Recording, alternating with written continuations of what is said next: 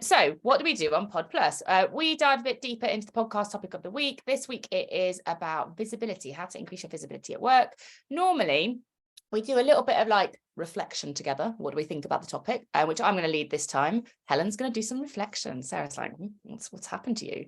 I've been on a meditation course. I've also journaled this morning, Sarah. So I'm in a reflective mode. So we're going to do a little bit of reflection, and then we are going to get into some sort of ideas for action. So you've got me first today, and then you've got Sarah too. Sometimes you'll have one of us. I think it's been both of us 2 weeks in a row. I know. We're back together.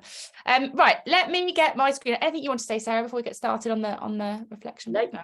Cool. So while I'm getting my screen up, the topic this week was all about visibility. Be really useful and newbies, good to get chat open, because that's where loads of the good stuff happens in chat today. Onyeka, I would totally imagine you'd love a morning journal. It's very on brand with Onyeka. Anyway, for everybody, question to you: what does visibility mean to you? Like, when you think, we titled the podcast "How to Increase Your Visibility at Work," and I think there are some nuances about what visibility might mean. So just while I'm getting the tech sorted, can you head into chat and then let us know what does increasing your visibility at work mean to you?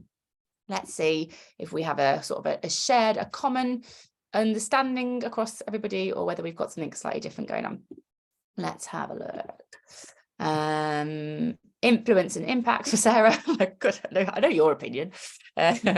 Recognition, impact coming up again, exposure, impact and recognition coming up quite a lot. Acknowledging progress, influence, Tanya. Being known and helping others, that's lovely, Claire. Equality and equity, highlighting contributions. What else have we got here? Being known, making a difference, more people know me. Okay, so it seems to be the words that I might pick out. I might just write them down so we've got a kind of common understanding. The words that I'm seeing the most are impact, being known, influence. Anything else, Sarah, that you think is a strong theme coming through? I think they're the main ones. A few people getting into the territory of like a personal brand, which I do think I can see how there's overlap across those two topics. Sort of builds my brand, making sure our works are known by others. Okay, brilliant. Second question to you is, on a scale of 1 to 10, where 10 is you think you have very high visibility at work at the moment, and 1 is you think your visibility is low. So if you take those words, like my impact and my work is known, my work has influence with the people I want it to, I'm building my brand through my work, those sorts of things. On a scale of 1 to 10, where do you currently sit on that scale? And so we're going to do this with stars on the screen. So someone's already there with the star on the screen. Everybody that's new, the way that we do stars on the screen is if you go towards the top of your Zoom, you should see view options. And then you go view options, then annotate. So click that, and then stamp, and then star. So it's view options, got top, annotate, stamp, and star. And somebody's probably putting that into chat right now so you can see it. Do not worry if you can't do it. It just gives us a general sense. Oh, so it's quite spread. I'm very excited about this person here. Whoever this is, I'm very excited. I want to know more about this. So yeah, we've got quite a spread. A couple of people down here. That must feel quite hard, I would imagine, because we're all working hard, right? We're all showing up and going to work, and that takes energy and effort. So the fact that your work doesn't feel like it's having impact or isn't seen and influencing in the way that you want to do, that must feel quite tough for the people that are kind of at the lower end of this stuff at the moment. But I'd say across the group, we've got quite a spread, which means we've got loads to contribute. So when we get into some of the ideas for action, it's likely that you are doing some good stuff, which we should learn from. So bit of a spread in the group. I don't think there's anything particularly telling there. 2 more questions for you. What is getting in the way? So don't worry, Monica. What's getting in the way? So in terms of if you're not where you want to be on that scale, so maybe you're kind of, 1 to 5 at the moment, what is affecting your ability to get the visibility you would like at work? So your visibility ability, I don't know if that's a thing, it is now. Remote working, so Dan, remote working feels like it's getting in the way. Claire, confidence. What else, everyone? If you can't get rid of the stars, you click on the mouse button, on that little toolbar, you click on the mouse button and it stops happening. New, Elisa, you're new, so it's almost like it's where you are sort of right now because of kind of your kind of work experience. Niche, similar. Okay, so in a new, that's interesting, isn't it? So if we're saying we don't feel very visible because we're new in an organization, the assumption could be, and we just have to accept that. But actually, maybe when we're new in an organization, there are some specific things that we can do in like the first month or two that could increase our visibility, you know, rather than just accepting that as a default, like I'm new, therefore I shouldn't be seen, or there might be some different things we could do. Helen, lack of sponsorship. Dorota, you're in a large organization, and as an introvert, maybe it feels harder to do some of the traditional visibility things. Sarah can probably give a bit of a context on that because she has worked in large organizations and identifies as an introvert. That's interesting. H. McFarlane, I feel like your name might be Helen because I think I've seen your name before, but forgive me if I'm wrong. But working reactively in an ops role, so you're so like you're sort of stuck in that sort of doing trap that it feels hard to kind of get beyond that. Time with senior leaders is limited, so that assumption that visibility has to be with senior people maybe is a kind of interesting thing we could hold up there. Mary, not being in the head office in the US. Yeah, Steve, I've been in that situation where I always call it the mothership. Like I've worked in lots of organizations where the mothership's in the US, like in Microsoft, for example, and feeling like the people who I need to be visible to, I don't have as much access to. You know, you're not like walking the halls. I mean, you don't really walk the halls anymore, do you? But like, what does that look like? I think actually that's where remote working does have a benefit. You know, we often go, oh, because I'm working remotely, I'm less visible. And sometimes I think we could turn that the other way around and say, well, how does remote working help me to be visible to people that I might not have been seen by before? Because when it was like like your situ, Steve, like you probably won't go into the US every month or every 2 months, but you could be seen virtually more frequently, perhaps.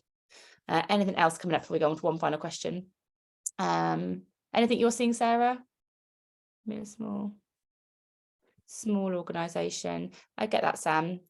We're trying to work, well, obviously we're a small business too, and so I guess as always with your visibility, it's internal and external, and I think when you're in a small organization, it almost becomes more important to think about, well, kind of what are my kind of ripples of visibility that might go outside the business too. And then last question from me, I'm just going to move off your lovely stars and arrows and all kinds of things. In terms of your career, if you could suddenly get to like the top quartile, it's a very corporate thing to say, isn't it? Like the top bit of that scale in terms of your visibility, so you're like a 7 and above, what would be even better if for you in your career? Like, I guess I'm trying to get to the like, why bother for you personally? Why bother investing in some ideas for action that are going to help you increase your visibility? What do you think for you in your career, if you could wave your magic visibility wand, what would be even better if for you and your career, if you could do that? So Milagros, better opportunity for promotion. So if more people see my work, then I'm more likely to kind of get ahead for a kind of promotion. More squiggly opportunities, Dan, brilliant. Being able to do more amazing jobs, I love that. More possibilities, different projects, more strategic things in the needle of the company. Really good point. I want to be more visible outside, so it's easier to go do what I want to do in the future. Yeah, the kind of career beyond where we are today. Recognized and appreciated and values. Okay, so there seems to be a common thing here about I get more options and more opportunities. So I think this feels like if you want more options and opportunities, which I think is like what squiggly careers are all about. So if you want to benefit more from the advantages of a squiggly career, your visibility is a big part of how that can happen for us. So I am going to stop sharing now, and Sarah is going to take over and let us know like what we can actually do. If that's what we want, and that's the benefit we can get, then what can we do about it? Great. So what I wanted to do is make this really relevant for where you are right now. So I thought we would go through almost a bit of a waterfall process to think about what does visibility look like for you right now? Because I think we've got some choices to make about what feels most helpful to increase those opportunities and possibilities for you. And I don't think we have to do all of this stuff all of the time. I think it's actually when we move from maybe sometimes the vagueness that comes with this idea of increase your visibility. And if you have listened to the podcast this week, you will hear us talk about It's one of those areas that can feel really frustrating if you get feedback in this area. Oh, Sarah, what I think would be helpful is if you could just increase your visibility, and you think, right, what am I meant to do with that? Like, how do I go away and make that happen? Now, there might be some useful clues in there from somebody giving you that feedback, or sometimes it can just be lazy feedback. So I want us to be really specific so that we know in 6 months' time, in 9 months' time, well, what would increasing our visibility look like? Be really clear on what matters most to me with where I am in my career right now, knowing that that's dynamic, that might change in the future. So let's talk first about the what. So I want you to be thinking about this for you. So I'm going to ask you some questions as we go through. So when we're thinking about what do you want visibility for, is it the work that you do? Is it you? So there's a difference between, I'm going to use myself working at Sainsbury's as an example.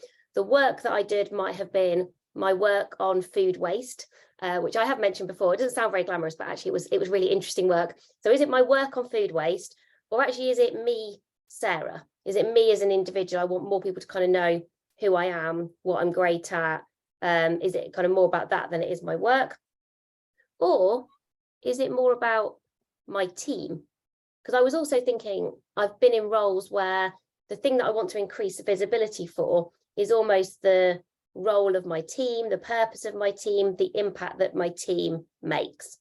So thinking about those three, let me know again using the annotation for the stars, which of those is your priority right now? So if you were kind of picking one of those, which is your priority right now? Or is there something different? If there is something different, please let me know in chat if there's something I've missed. So already what we're starting to see, don't worry if you can't use the stars, you can always just let me know in chat. We're starting to be more specific already. We're like, no, it's about a project or a piece of work or something I'm doing. As you know, this is more about me. That is good. We should feel good about that. As you know, it's more about my team. Okay, so that's a useful place to start. Next question for you to think about. So connecting the dots now between the what and the why. Do you want to increase visibility because you want to increase the impact? Is it because you want to increase the impact of a piece of work? You want that piece of work to go further? Is it because you want to increase your impact? Is it because you're looking for support and sponsorship? So is that what you need? Or is it, and I was thinking, all three of these have been true for me. Is it to do with pride? Because you're thinking, well, I'm really proud of this piece of work, or I'm really proud of the difference that I'm making. So increasing your impact could be, let's say I'm working on that food waste project. I think, well, that food waste project will have more impact if I can increase the visibility of it. Or for that food waste project to be a success, I need support and sponsorship. Or is it that I'm just really proud of that food waste project, so therefore I want people to know about it? Or if I was looking at the lens of me in my career more personally, is it that I want to increase my personal impact, my sort of footprint in an organization? Do I want more support and sponsorship? Am I really proud about the difference that I'm making, but I feel like perhaps it's more invisible than visible? So they don't have to, one doesn't have to equal another. So you could be like that. You might be going from work to support and sponsorship. You might be going from team across to impact. So just think about, if you were really thinking about the primary reason why, like why does this matter? So when I was doing the food waste project, just as an example, it was the bit of work that I needed to increase the visibility of. And it was because of support and sponsorship. For that work, that piece of work to work in Sainsbury's, I needed support and sponsorship. It was one of those, it's a highly collaborative organization. I was doing something new for the first time. If I hadn't got support and sponsorship, that piece of work, that project was never going to work. It would have always felt a bit more like a sort of a one-off versus something that felt organizationally important. So the primary reason, of course, I ended up being proud of it. Of course, I wanted to increase the impact of that bit of work, but ultimately it was support and sponsorship. And then when you're thinking about who, and somebody made this observation already brilliantly in the chat, is it internal? who are your priorities in terms of the who? Is it external, or is it a mixture of external and internal? So again, which of those three? You can either use your stars or just be making sure that you can answer each of those questions. So where do you get to? The internal, external and external. Again, for my food waste project, I would have been here, because actually it was there was lots of partnerships to do with that project. So there were people in Sainsbury's, and actually there was a lot of stakeholders outside of Sainsbury's who were really important in terms of visibility. So I start to get to what is the thing I want to be more visible? It's a piece of work that I'm working on. Why am I doing it? For support and sponsorship. Who am I doing it with? Internal and external people. So this is not just, oh, I need to increase my visibility. You're starting to be really specific about what this looks like, what success looks like. So let me just get rid of all of our stars. Then I'd like you to just write down, you can just write this down for yourself. You don't need to write this down in the chat, because it's very sort of personal to you and probably won't make much sense for anyone else. But who are the 3 people who you think are most important for you to increase your visibility with? And if you've got a bit of paper, be scribbling down their names.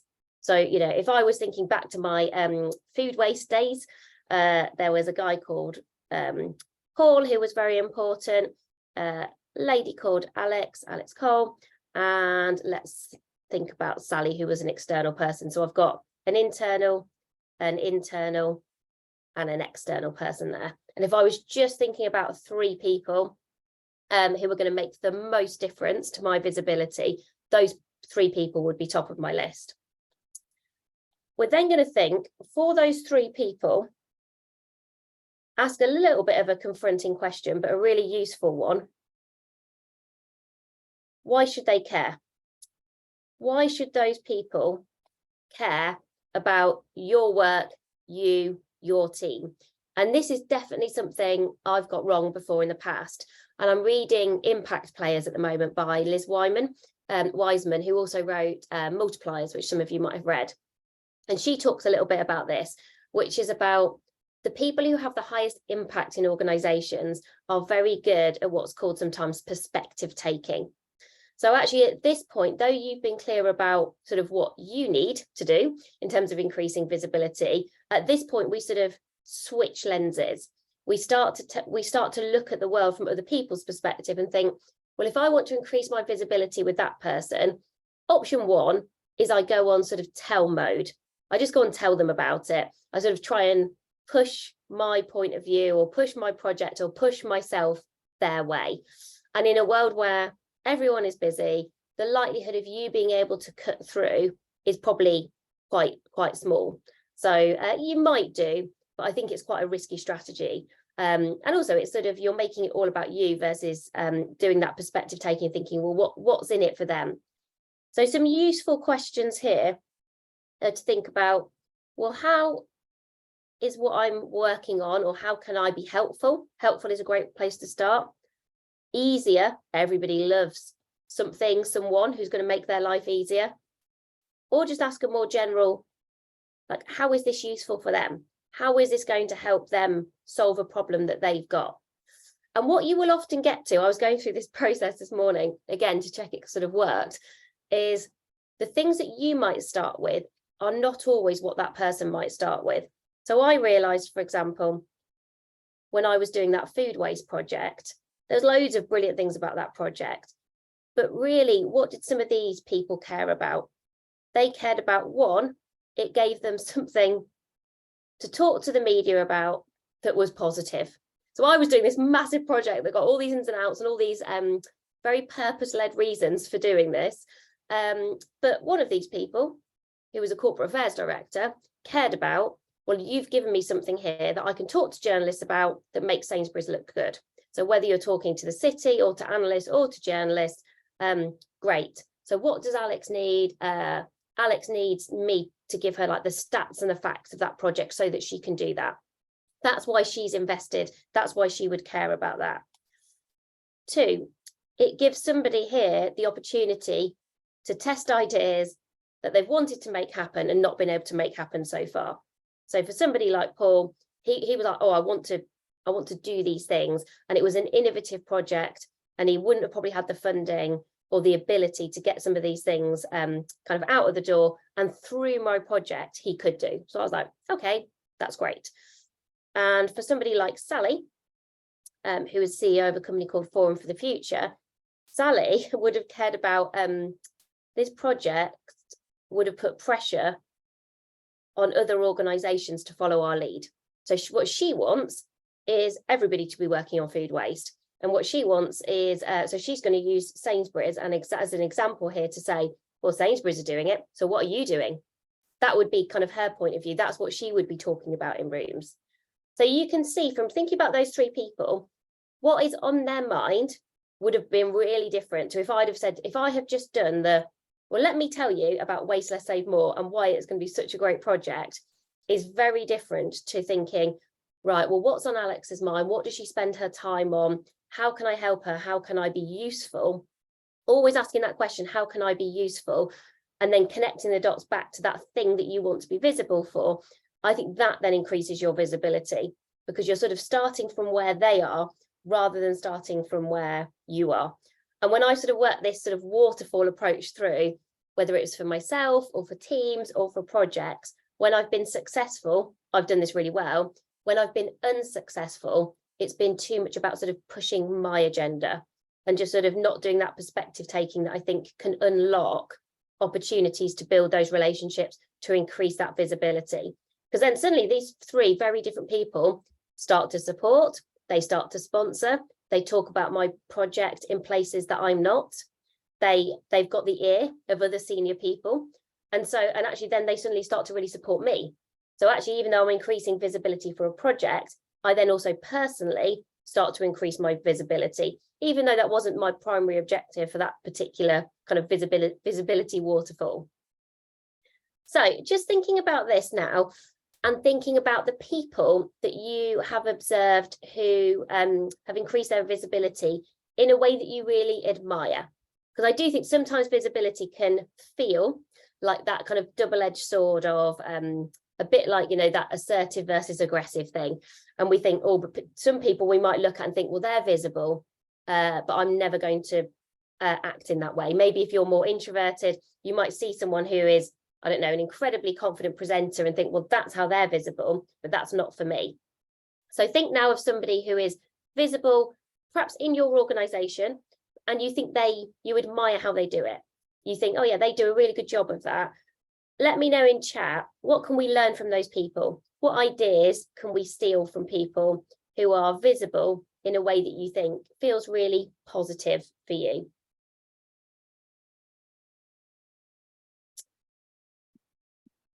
Helen, anything that you would think about when you're thinking back to maybe some places that you've worked in terms of what do people do well when they're visible that you admire? I've got two things. I've got an idea for action and then a reflection on that. I think the people who've got visibility that I admire were very good at they basically they brought people together, so they were helpful. They were like conveners. So they would take it, like I think in Microsoft, they would take an organizational challenge, they'll bring lots of people together to try and solve it, but then they sort of, because they were at the center of this community they've created, they were sort of visible to lots of people. And I was just thinking when you're talking there about an idea we didn't talk about in the podcast about, I think sometimes you can increase your visibility by standing with somebody else who is already visible. So let's say Sarah is highly visible. If I spend time with Sarah and maybe Sarah, it's sort of like leapfrogging visibility a little bit. So I'm like, I want to be more visible because of X, Y, and Z reasons, things that Sarah talked about. I see that Sarah is already quite visible. And then maybe if Sarah was my mentor, if I spent more time with Sarah, then I'd sort of get seen in her light a little bit. So I think you still have to work out what you want to be known for and all those sorts of things. You still have to do your work. But I do think you can probably accelerate it a little bit by these people that you're now suggesting that are already visible, because you're seeing what they do. And if you can spend some time with them, you're standing their light a little bit, you might be more likely to get seen by others. It's sort of as an addition to some of the things we're talking about. It's sort of that idea of in good company, isn't it? Yeah, exactly that. You know, like the company you keep will increase your visibility. It's not enough by itself, but if you keep good company, you sort of you borrow a bit of their visibility. And for those people who are brilliant in organizations, I think they recognize that they can do that, and they encourage people to do that. They sort of want to share their visibility with other people. I'm triple liking Nicola's, using them as a lighthouse. Yes, yeah, 100%. Knowledgeable, you're really good. Oh, that's so nice. What's interesting is just looking at these words that I've been trying to kind of capture on the screen. I think these all feel really positive. So passionate, open, authentic, friendly, calm, kind. You're lifting other people up, you're connecting people together. And so what I would then think about is, well, which of these, back to this really important word, feel most like me? Which are the ones that I connect with and that I know I can do well? If I think about how Helen increases visibility, it's really different to how I increase visibility. I think if we were in the same, actually we are in the same organisation, aren't we? But if we were in the same big organisation, I don't think Helen would show up. I'm sort of making a bit of an assumption here, but I don't think Helen would show up in the same way that I do. I thought you were going to end the sentence there. I don't think Helen would show up. And I was like, well... Well, no, I've got no doubt that you'd show up, but I think we would show up in very, very different ways. There might be some things that we have in common, but I think just figuring out, okay, so what are the things that I do well and that feel like me, and then how can I sort of use those to increase my visibility? So maybe you've got the opportunity, maybe you're in a senior enough role, or you're just well connected in your organization that you can lift others up.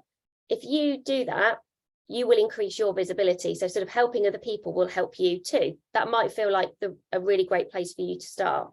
Maybe you're a great connector.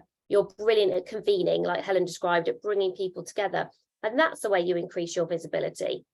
Maybe you're a great problem solver, and that's how you increase your visibility. Oh, we've got a book recommendation there. Great. So just thinking now about, like, well, what does this look and feel like for you? For me, it tends to be about building, one-to-one relationships with those few key stakeholders who I really overinvest in, but I then really think about how I can be helpful for them. And I sort of really put a lot of energy and effort into that. And then that sort of have the confidence that that will pay dividends kind of in 3 months, 6 months, a year's time. And don't worry too much about, oh, do I feel like they're sort of paying that back right now? I just feel like I'm better when I've got something really concrete and credible to give. And for me, that works really well. I feel really confident about that. And then I know that I'm going to gain that visibility that I'm looking for. Thank you, everybody. I'm going to stop there with everybody's ideas. If anybody's got any other ideas for action that they want to put in the chat now, please do. I would recommend, actually, I am halfway through it. I am reading, as I mentioned, Liz Wiseman's book on impact players. And I think a lot of that book is about visibility. Now, I have read that book after we did the podcast, and I'm hoping she might come and do an Ask the Expert episode for us. But if this is really top of mind for you right now, and feels really important, it feels like a gap you've got, you want to spend some time on, spending a bit of time with her work is something I'd really recommend. I think that is everything for today. We hope you have a really lovely Easter. We're back next week, right? Are we back next week? I'm going to confidently say yes. I don't know. Yeah, I'm sure we are. So thank you so much for coming to spend time with us as ever. We hope that's been useful, and we hope to maybe see you again next week. See you soon, everyone. Have a lovely break over bank holiday. If everyone gets it, take care. See you soon.